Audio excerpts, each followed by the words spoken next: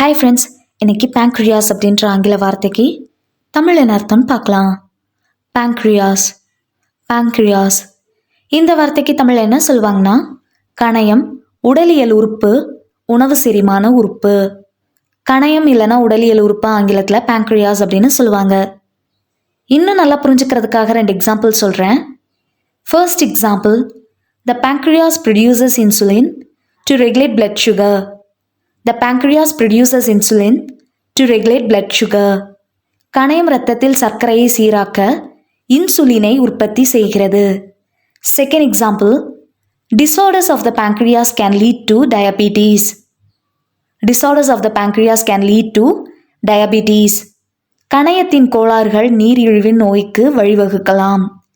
இன்னொரு வீடியோவில் வேறொரு ஆங்கில வார்த்தைக்கு தமிழ் என்ன அர்த்தம்னு பார்க்கலாம். அது வரைக்கும் பை பாய்.